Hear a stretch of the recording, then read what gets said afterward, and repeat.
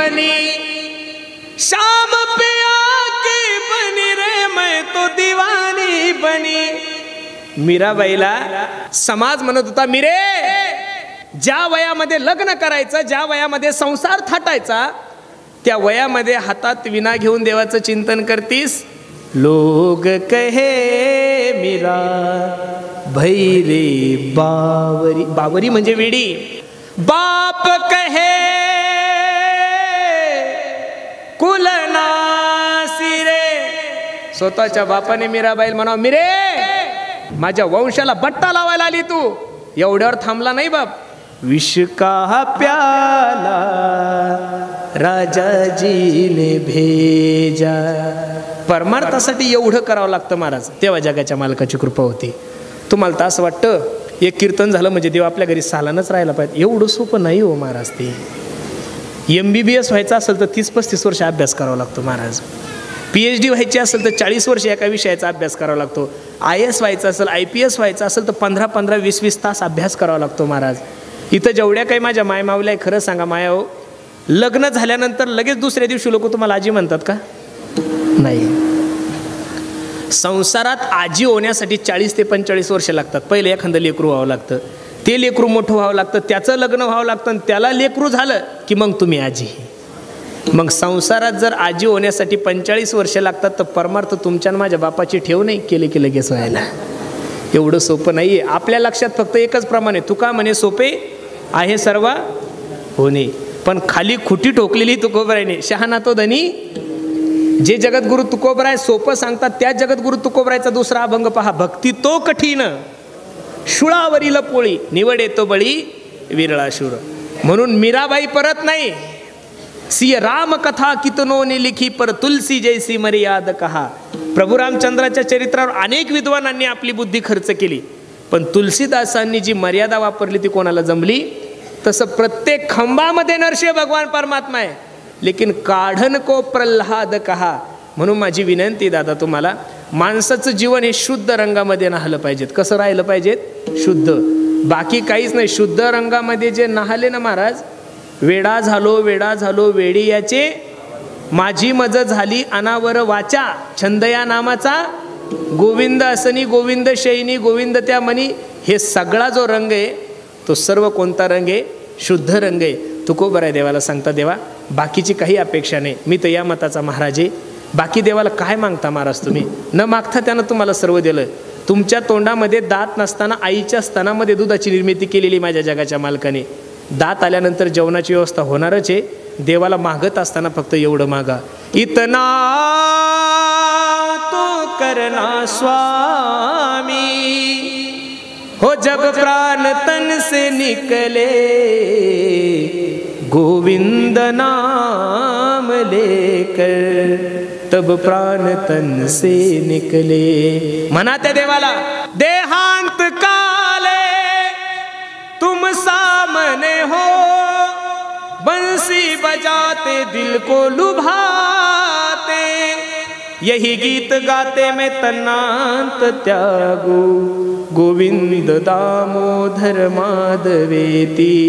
हे चिदान देगा देवा तुझा विसरण बस। बाकीचं काय मागायचंय महाराज? ज्याचं बारसं झालं त्याचं तेरसं ठरलेलंच आहे, त्याच्यामुळे तुम्ही ताण नका घेऊ।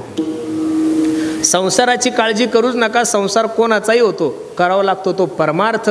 आणि मागत असताना देवाला फक्त एवढंच मागा, ऐसे करिगा पांडुरंगा, शुद्ध रंग वावे रंगा, विठोबा रखुमाई। जय जय। मानुष जन अनमोल रे, अरे मिट्टी में ना खोल रे, अब तो मिला है फिर ना मिलेगा, कभी नहीं कभी नहीं कभी नहीं रे।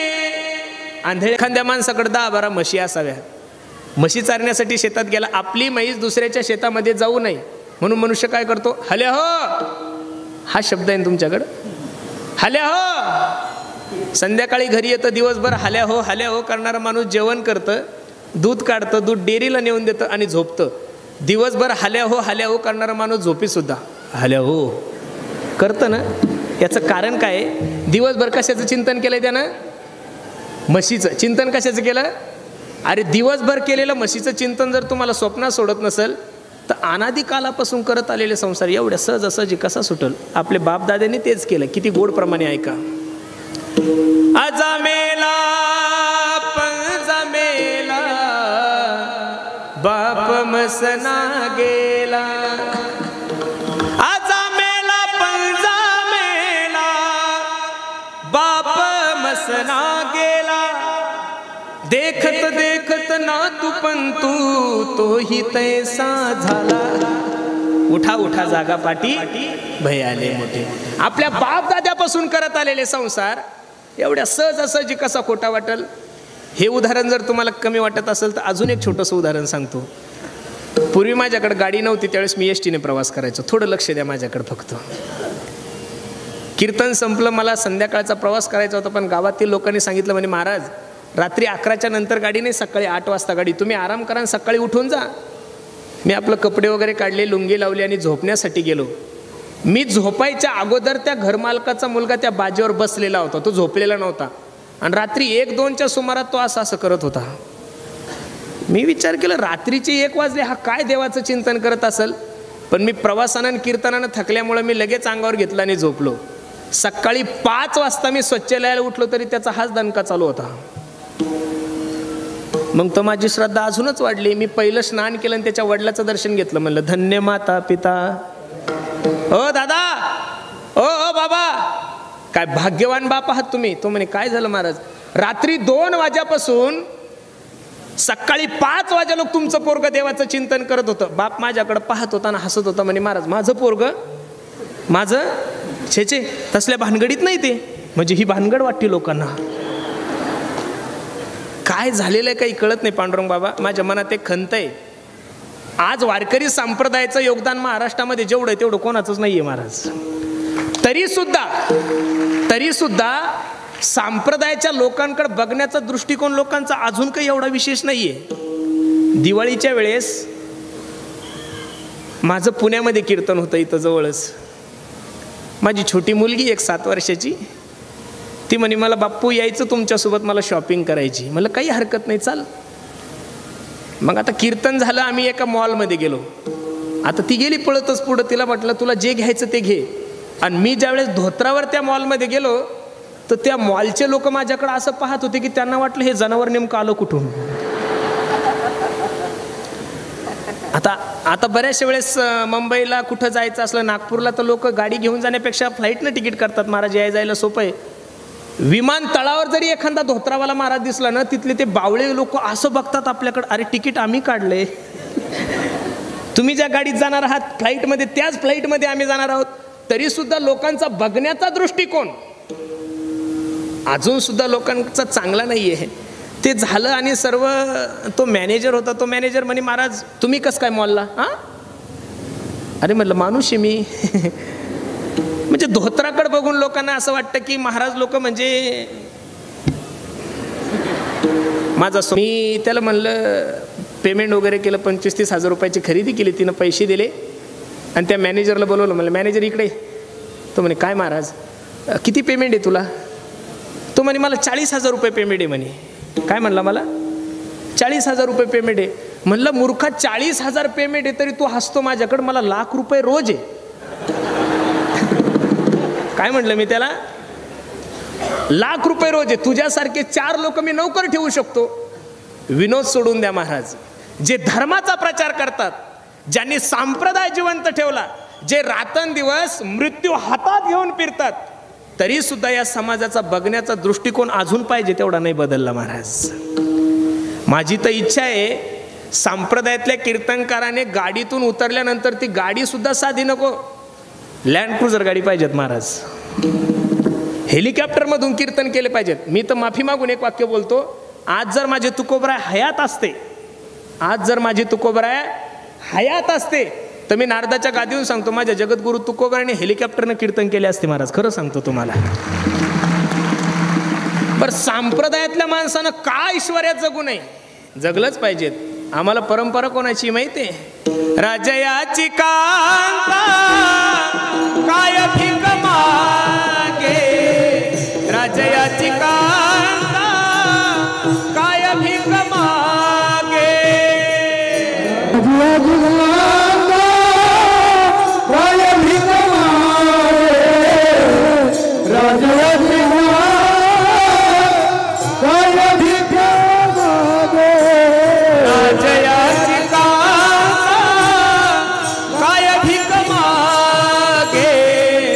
राजयाची कांता राजयाची कांता काय भीक मागे राजयाची कांता काय भीक मागे राजयाची कांता काय भीक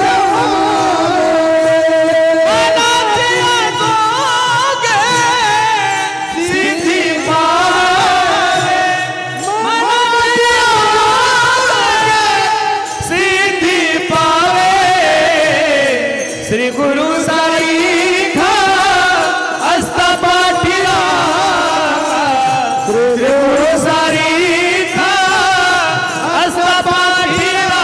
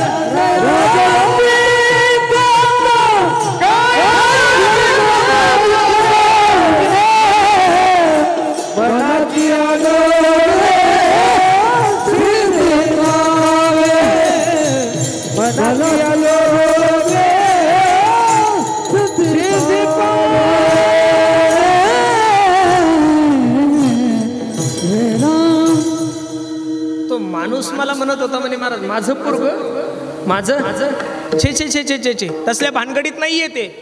म्हणलं मग रात्री 1 वाजेपासून सकाळी 5 वाजे लोक तुमचं पोरग असं काय करत होतं. संस्कार सांगतो मी तुम्हाला. त्याच्या बापाने जे उत्तर दिलं ते ऐकण्यासारखं आहे. बाप सांगत होता म्हणे महाराज आता 10-12 दिवस झाले आमच्या ग्रामपंचायतीचं इलेक्शन झालं म्हणे. काय म्हणला बाप. आता 10-12 दिवस झाले आमच्या ग्रामपंचायतीचं इलेक्शन झालं म्हणे महाराज. आणि जेव्हापासून पोरग सरपंच पदाला पडलं तेव्हापासून झोपे सुद्धा असंच करते. 10 दिवसाचं ग्रामपंचायतीचं इलेक्शन जर रात्री तुम्हाला स्वप्नात लोकांच्या पाया पडायला लावत असेल तर अनादी कालापासून करत आलेले संसार एवढ्या सहजासहजी नाही महाराज खोटा वाटणार. खरंच वाटला पाहिजे. पण संसाराचं वर्णन करत असताना माझे गुरुजी मला नेहमी सांगतात पुरुषोत्तम संसार हे केळीचं पान आहे. कशाचं पान आहे. केळीचं पान. पण तुम्ही केळीचं पान जसं जसं शिवायला जासाल तसं तसं फाटतं महाराज. करिता भरोबरी दुरावसी दुरी भवाची आहे पुरी. राजा रावणासारखा व्यक्ती जर संसारामध्ये अपूर्ण राहिला तर आपल्यासारख्या लोकांनी काय अपेक्षा करायची महाराज. शुद्ध कांचनाची सप्तकोटी कोटी घरे जेथे काशा आणि तांब्याची शुद्ध कांचनाची 7 कोटी घरं सोन्याची होती. 80,000 बायका होत्या. 1 लाख मुलं होते. 1.25 लाख नातू होते. एवढा मोठा राजा पराक्रमी होता. दशग्रंथी होता.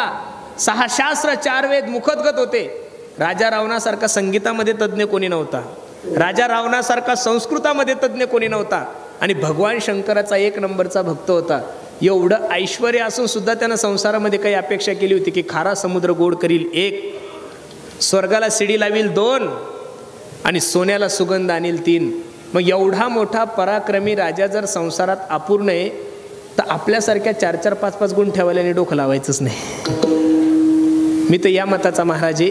एवढं सुंदर तुम्हाला जो भगवंताने नरदे दिलाय ना महाराज. तुम्ही उपकार माना सर्व पांडुरंगाचे, माझ्या ज्ञानोबराय तुकोबरायचे.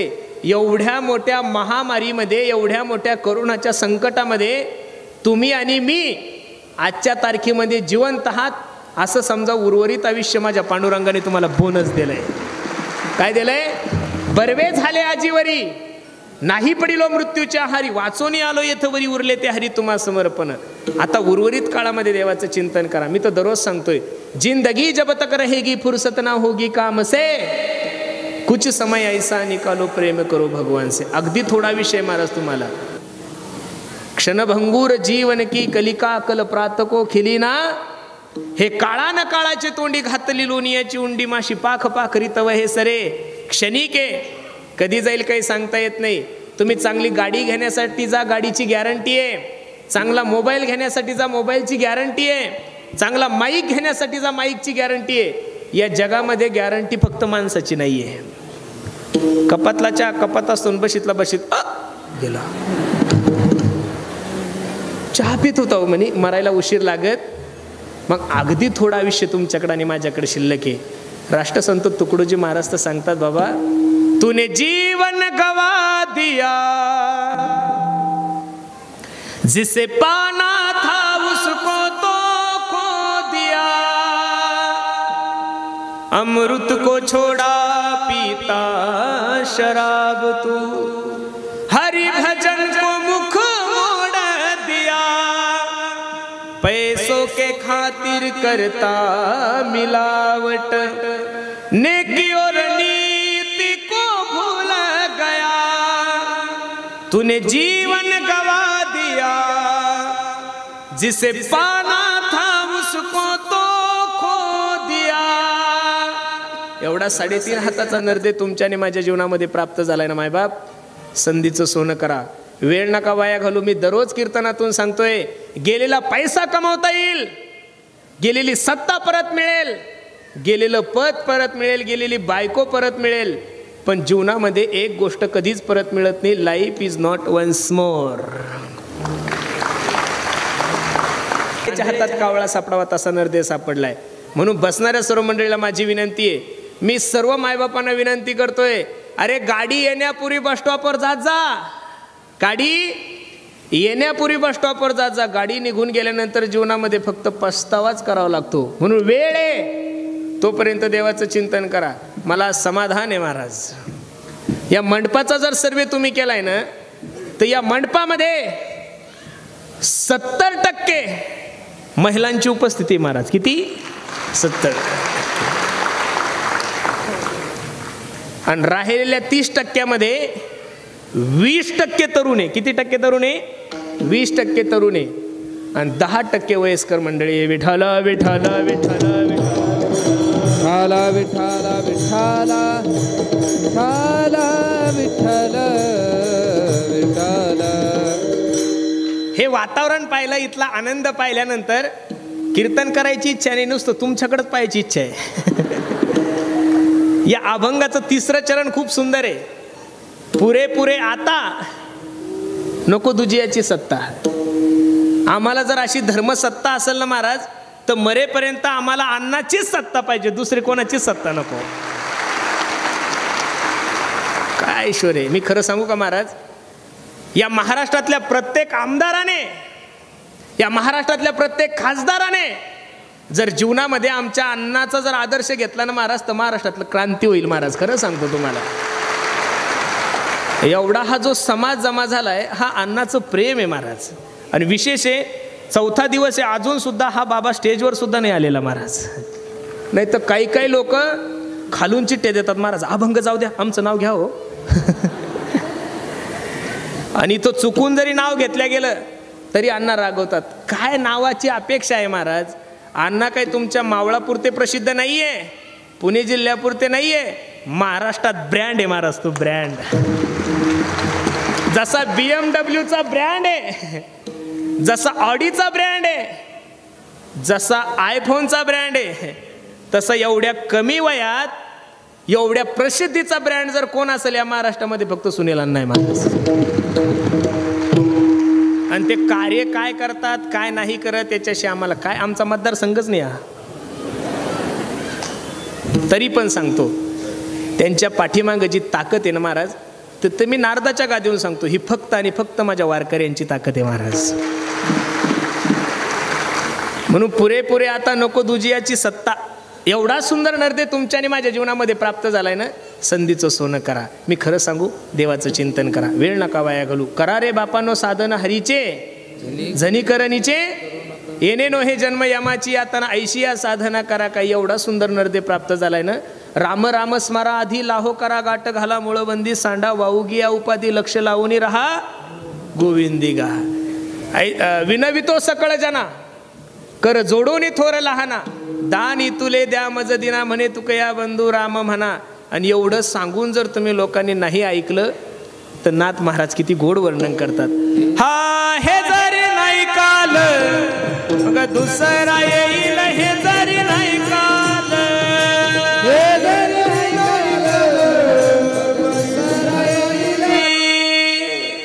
नाथ बाबा सांगतात जर तुम्ही नाही ऐकलं तर तुमचं जीवन जाणार बर्बाद होणार. सांगतो तुम्हासी भजारे विठ्ठला नाही तरी गेला. मग एवढा सुंदर नरदे प्राप्त झालाय संधीचं सोनं करा. ज्या संसारासाठी प्रयत्न करतोय तो संसार खोटा आहे हे माझ्या तुकोबरायला ज्ञात होतं. म्हणून तुकोबराय सांगता देवा ऐका ना, द्यायची इच्छा आहे ना तुम्हाला मला, तर मग एक काम करा, प्रपंच ओसरो प्रपंचावरची माझी माया कमी करा आणि भरकटणारं चित्त तुमच्या चरणावर स्थिर करा. माझे चित्त तुझे पायी राहो ऐसे करी काही धरोनिया बाही भवहा तारी चतुरातो शिरोमणी गुण लावण्याची खाणी मुकुट सकळा मणी धन्य तोची विठोबा. तुकोबराय सांगतात माझं चित्त तुमच्या चरणावर स्थिर करा. आणि चित्त जर परमार्थात नसेल तर फायदा काय? संसार म्हणला की वित्त, संसार म्हणला की परमार्थ म्हणला की चित्त, आणि शरीर म्हणलं की पित्त. ह्या तीन गोष्टी खूप महत्त्वाच्या आहेत. संसारात वित्त नसलं की लोकांना किंमत नाही. ज्याच्या जीवनात अर्थ नाही त्याच्या जीवनाला अजिबात अर्थ नाही. ज्याच्याकडे पैसा नाही लोक त्याला जे अरिबी घालत नाही. पैसा तारो तीन नाम परशा परशु परशुराम. ज्याच्याकडे पैसा नाही त्याला लोक म्हणतात अय परशा इकडे ये. आणि एखादा प्युअर खानदानी का असू द्या, फक्त पैसे असू दे त्याच्याकडं, लोक म्हणतात परशु. आणि एखादा चांगला उद्योगपती असू द्या, पक्का येडा असू द्या, तर लोक म्हणतात परशुराम जी. जी त्याला नसतो त्याच्या पैशाला असतो. धनवंता लागी सर्व मान्यता आहे जगी, सब पैसे के भाई दिल का साथी कोई नहीं. म्हणून संसार म्हणला की वित्त, परमार्थ म्हणला की चित्त. आणि परमार्थात चित्त नसेल तर ज्ञानोबरायची भाषा किती गोड आहे. त्रिवेणी संगमी नाना तीर्थे भ्रमी चित्त नाही नामी तरी ते व्यर्थ. म्हणून जे भरकटणारं चित्त आहे ना पांडुरंगा, ते तुझ्याच ऐसे करी गा पांडुरंगा शुद्ध रंग वावे रंगा. ऐका थोडं लक्ष देऊन. जगद्गुरु तुकोबराय सांगतात अशा रंगामध्ये माझं जीवन नाहलं पाहिजेत. शुद्ध रंग. आता शुद्ध आणि अशुद्ध दोन रंग आहे. मी तर या मताचा महाराज आहे. देवाला सोडून जगातले जेवढे काही रंग आहेत तेवढे सगळे अशुद्ध आहे. थोडं धाडस करून एक वाक्य बोलू का? देवाला सोडून तुमचं कीर्तन असेल ते सुद्धा अशुद्ध रंगामध्येच आहे महाराज. देवाला सोडून तुमचं वाजवणं असेल ते सुद्धा अशुद्ध रंगामध्ये, आणि देवाला सोडून तुमचं गाणं असेल ते सुद्धा अशुद्ध रंगामध्ये. कबीर महाराजांचं खूप गोड वर्णन आहे. कबीर महाराज सांगतात सूर अनेक फिरे कन मागत पै पद सूर स्वाद कहा पुनिताल मदिरा मजाती फिरे मीरा मत वारिस चाह कहा सिय राम कथा कितनों ने लिखी पर तुलसी जैसी मर्याद कहा नरसिंह बसे प्रतिखंबन में पड़ काढ़न को प्रहलाद कहा. गाणारे थोडे नाही आहे महाराज, कीर्तनात गाणारे, भागवतात गाणारे, रामायणात गाणारे, गाणारे जरी हजारो असतील पण गायक म्हणून भजन म्हणून सुरदासजींचंच नाव घेतलं जातं महाराज. कारण सुरदासजींचं गाणं देवासाठी होतं महाराज. मला वाईट वाटतं, नामदेवराय ज्यावेळेस कीर्तन करायचे त्यावेळेस जगाचा मालक नाचत होता. नुसता नाचत नव्हता, पितांबर सुटीपर्यंत नाचत होता. नाचता नाचता देवाचा गळला पितांबर. कुठं नामदेवरायचं कीर्तन आणि कुठं आमचं कीर्तन? आमच्या कीर्तनात लोक झोपतात सर. 2-3 दिवसापूर्वी एका ठिकाणी कीर्तन संपलं. एक 60-65 वर्षाची माय माऊली माझ्याकडे आली आणि आपल्या मराठवाड्यात आमच्या तिकडं असा गालावून हात फिरवायची सवय आहे. तिनं गालावून हात फिरवला आणि मला म्हणे पुरुषू किती सुंदर कीर्तन केलंस माय, किती गोड आवाज आहे. इतकं गोड वर्णन केलं, एवढं वर्णन केलं. मी विचार केला माझ्या आईनं सुद्धा माझं एवढं वर्णन कधी नाही केलं. मी सहज आईला म्हणलो आई एवढं सुंदर कीर्तन झालं, काय तुला आवडलं का माझ्या कीर्तनातलं? ती म्हणे मला बाकीचं काही माहीत नाही बाळा, पण कीर्तन चांगलं करतो म्हणे तो. अगं पण नेमकं काय आवडलं? गायन आवडलं, बोलणं आवडलं, प्रमाण आवडलं, आईचं गीत आवडलं, काय आवडलं? मला काही कळत नाही रे वेड्या, पण तू कीर्तन चांगलं करतो. म्हणलं का? म्हणे बाळा घरी 2-2 गोळ्या घेऊन झोप येत नाही म्हणे मला. काय म्हणली, घरी 2-2 गोळ्या घेऊन झोप येत नाही रे, तू रूप पाहता लोचने सुरू केल्यावर मी घोरायला लागले. वा.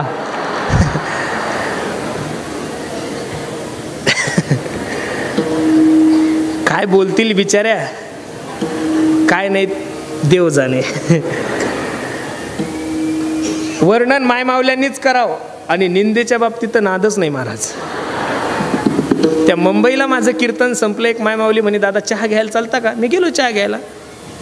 चहा वगैरे झाल्यानंतर आईने मला विचारलं बाबा कसं आहे तुमच्या घरचं. म्हणलं काही नाही, आम्ही 2 भाऊ आहे, असं असं सांगितलं, एक मुलगी, असं सगळं सांगितलं. आणि मी आईला विचारलं, मला आई तुम्हाला किती मुलं आहे. ते म्हणे दादा मला 3 मुलं आहे. काय करतो मोठा मुलगा. म्हणे काय नाही दादा तो कलेक्टर आहे म्हणे. म्हणलं वा आई किती सुंदर शिक्षण दिलं लेकराला. दुसरा काय करतो. म्हणे तो हायकोर्टाला जज आहे. काय म्हणली, पहिला कलेक्टर आहे आणि दुसरा हायकोर्टाला जज आहे. म्हणलं आई सगळी मुंबई तुझ्या घरातच आहे. पण 3ऱ्या मुलाचं विचारल्यानंतर त्या म्हातारीची आठवण आज जरी मला झाली तरी इकडची छाती दुखती माझी थोडी. मी सहज त्या आईला म्हणलं आई 3रा मुलगा काय करतो. ती हसतच म्हणली तो तुझ्यासारखाच बोमट्या मारत फिरतो रे म्हणे ह्या गावचा त्या.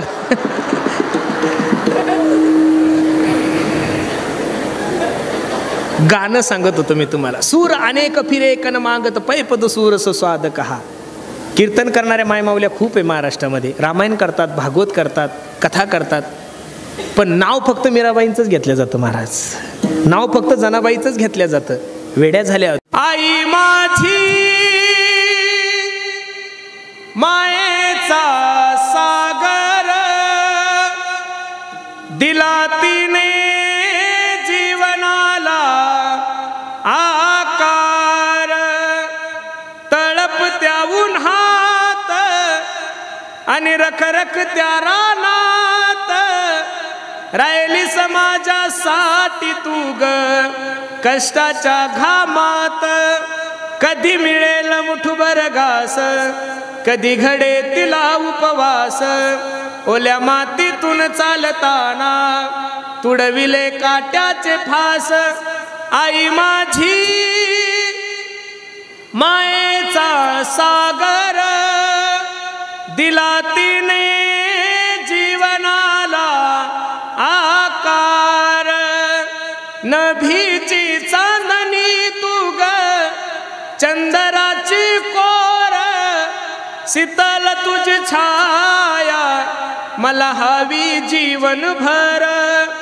तुझ्या शीतल छायेमध्ये उभ आयुष्य जगेन. आई देवापासी मी ग आई तुलाच ग मागेन. आई माझी हो हो मायेचा सागर दिला तिने जीवनाला आकार. म्हणून प्रत्येकाला माझून कीर्तनामध्ये काही गोष्टी सांगत असतो. काळाची गरज आहे. आज प्रत्येक कीर्तनकारावर एक कर्तव्य आहे महाराज. या समाजाला योग्य दिशा देण्याचं काम, हा समाज संघटित ठेवण्याचं काम, या समाजाला जातीवादापासून वेगळं करण्याचं काम जर या महाराष्ट्राच्या मातीमध्ये कोण करत असेल तर तो फक्त वारकरी संप्रदाय करतोय महाराज. तुम्ही माना न माना, तुम्ही माना न माना, या महाराष्ट्रावर माझ्या ज्ञानोबराय तुकोबरायचे उपकार तुम्हाला मानावंच लागणार आहे महाराज. मी त्याही दिवशी मुख्यमंत्री साहेबाला निवेदन देत असताना एक वाक्य बोललो, मुख्यमंत्री महोदय या देशामध्ये संविधान नव्हतं तेव्हा माझ्या ज्ञानोबरायची ज्ञानेश्वरी होती. या देशामध्ये संविधान नव्हतं त्यावेळेस माझ्या जगद्गुरु तुकोबरायचा गाथा होता. अरे ज्यावेळेस युनिव्हर्सिटी नाहीये, ज्यावेळेस विद्यापीठ नाहीये, ज्यावेळेस कोणत्या प्रकारचं कॉन्व्हेंट नाहीये, कॉलेज नाहीये, शाळा नाहीये, अशा वातावरणात अशा वेळेस माझ्या जगद्गुरु तुकोबाराने लिहिलेले अभंग आज चांगल्या चांगल्या विद्यापीठातल्या लोकांना वाचता येत नाही. हे ज्ञानोबराय तुकोबरायचा चमत्कार नाही तर काय आहे महाराज. ज्ञानोबराय वयाच्या 16व्या वर्षी ज्या ज्ञानोबरायला 56 भाषेचं ज्ञान होतं, वयाच्या 16व्या वर्षी ज्या ज्ञानोबरायला 56 भाषेचं ज्ञान होतं, त्या ज्ञानोबरायने तुमच्या आणि माझ्या वारकऱ्यांसाठी ज्ञानेश्वरी मराठीत लिहिली. हा सगळ्यात मोठा चमत्कार आहे हो दादा. आमच्यासारखे अनेक विद्यार्थी, मी तर नेहमी सांगत असतो, आमच्या आईने फक्त आम्हाला जन्माला घातलेलं आहे महाराज. माझ्या आईने मला फक्त जन्माला घातलेलं आहे, पण मला माणूस म्हणून या समाजात जर उभं कोणी केलं असेल तर ते फक्त आणि फक्त माझ्या ज्ञानाबाईंनी केलेलं आहे महाराज. वारकरी संप्रदायाची ताकद आहे महाराज. तुम्ही बघा, आज एवढा अथांग समाज आहे तरीसुद्धा पोलिसांची कमी गरज आहे महाराज आपल्याला. एखाद्या पुढाऱ्याची सभा असली, आता 7,500 पोलीस होते विधान अधिवेशनामध्ये. किती? 7,500 पोलीस होते. ज्ञानोबराय तुकोबराय सोबत 25 लाख समाज असतो महाराज. किती लाख समाज असतो? 25 लाख समाज असून सुद्धा महाराष्ट्रात एकाही पोलिसाची गरज पडत नाही. हे वारकरी संप्रदायाने दिलेला या महाराष्ट्राला आदर्शच आहे हो. तुम्ही माना ना माना, ज्ञानोबराय तुकोबराय म्हणजे सूर्यच आहे महाराज. उलट तर सूर्यापेक्षा तेजस्वी आहे. म्हणून हा समाज संघटित करण्यामध्ये माझ्या ज्ञानोबराय तुकोबरायचं खूप मोठं असं योगदान आहे. मी बसलेल्या सगळ्या तरुणांना विनंती करेल, तरुणांनो, देशाविषयी धर्माविषयी स्वाभिमान बाळगा. आणि सर्वात महत्त्वाची गोष्ट आहे गड्याहो, जीवनामध्ये तुम्हाला काय करायचं ते करा, पण जीवनामध्ये व्यसन नका करू गड्याहो. व्यसन का करू नका?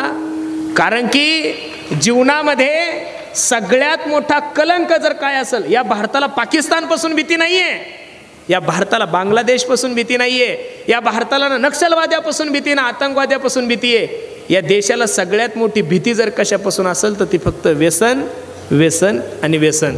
तरुणांना माझे हात जोडून विनंती, पोरांनो, निर्व्यसनी जीवन जगा. साधे मोबाईल नका घेऊ, आयफोन घेऊन फिरा. साधी टू व्हीलर कशाला घेता? बुलेट घ्या. चांगले चांगले कपडे घाला, गळ्यामध्ये लॉकेट घाला, हातामध्ये अंगठ्या घाला, ब्रासलेट घाला. काय कमी केलंय तुमच्या बापाने तुम्हाला? 1 गुंठा ऐकलं की बुलेट येते.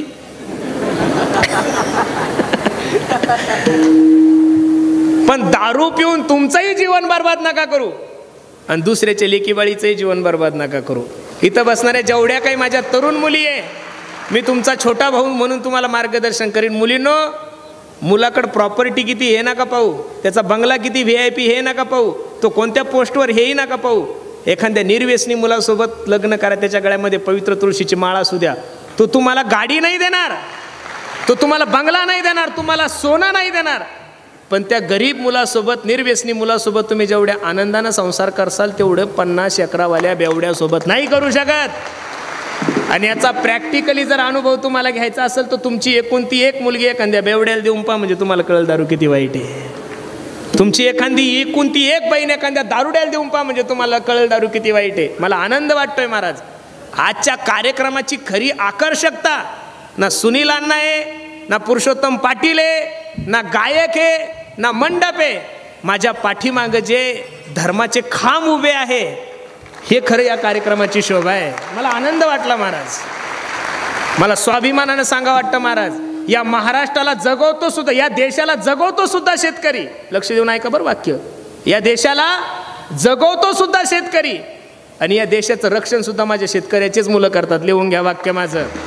मोबाईल आहे प्रत्येकाकडे, मोबाईलवर सर्च करा. या देशातल्या कोणत्याच पुढाऱ्याचं पोरगं मिलिटरीत नाही 1, या देशातल्या कोणत्याच उद्योगपत्याचं पोरगं मिलिटरीत नाही 2, या देशातल्या कोणत्या डॉक्टरचं पोरगं मिलिटरीत नाही 3, या देशातल्या कोणत्याच हॉटेल व्यावसायिकाचं पोरगं मिलिटरीत नाही, या देशातल्या कोणत्याच वकिलाचं पोरगं मिलिटरीत आहे.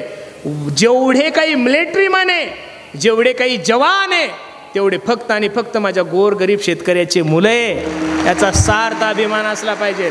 मी तर तरुणांना विनंती करील, पोरांनो, जसे तुम्ही पुढाऱ्यांचे वाढदिवस साजरे करता ना, कधीतरी तुमच्या गावातल्या एखाद्या जवानाचा वाढदिवस साजरा करा. सप्त्यापेक्षा जास्त पुण्य लागेल महाराज तुम्हाला. हे लोक त्या ठिकाणी उभे म्हणून एवढ्या आनंदानं आपण आज कीर्तन ऐकतोय. मिलिटरीमनचं काम, पोलिसांचं काम आणि महाराजांचं काम एकच आहे महाराज. पोलीस लोक, मिलिटरी लोक बाहेरचे शत्रू मारतात आणि संप्रदायातले जेवढे काही लोक आहेत तेवढे तुमच्या अंतकरणातले शत्रू मारतात. कार्य दोघांचं एकच आहे. म्हणून मला आनंद आहे या देशाचे जवान. अरे तुम्ही जर गणपतीकडे गेले, एकविरा माईला गेले, तर तुम्ही बायको माणसाल. काय दिवस आले सर. वाईट वाटतं मला अण्णा. आतापर्यंत मी खिचडीवाल्या बायांचे आंदोलन पाहिले, बसवाल्याचे पाहिले, कंडक्टरचे पाहिले, डॉक्टराचे पाहिले, नर्सेसचे पाहिले. ह्या तरुण पोरावर किती दिवस आले वाईट. अरे बायको देता का बायको घोड्यावर आंदोलन करणार. प्रत्येकाला मुलगी हवी आहे, प्रत्येकाला पत्नी हवी आहे, प्रत्येकाला आई हवी आहे, प्रत्येकाला बहीण हवी आहे, प्रत्येकाला काकू हवी आहे, प्रत्येकाला काकी हवी आहे. पण जगात कोणालाच पोरगी नकोय आणि पोरगी जन्मालाच आली नाही तर हे नाते कसे तयार होतील. म्हणून माझी विनंती आहे, मुलींची हत्या करू नका. तरुणांना माझी विनंती, पोरांनो, देशाची धर्माची सेवा करा.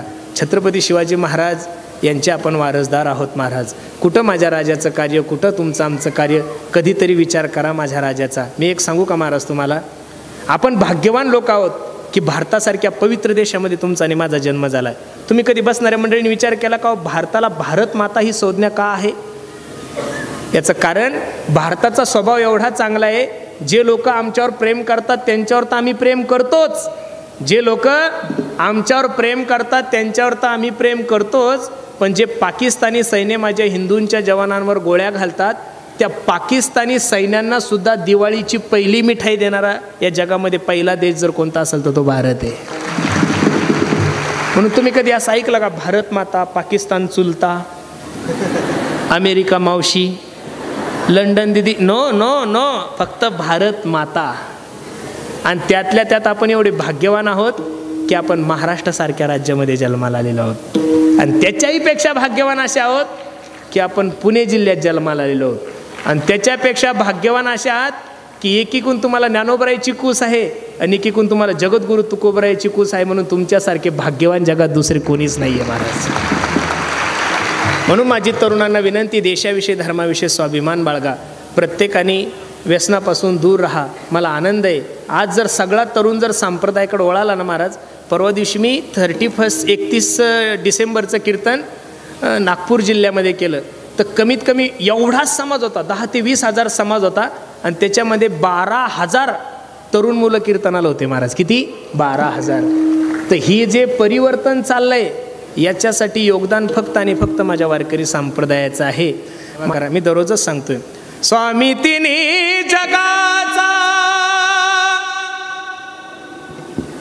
आई विना भिकारी,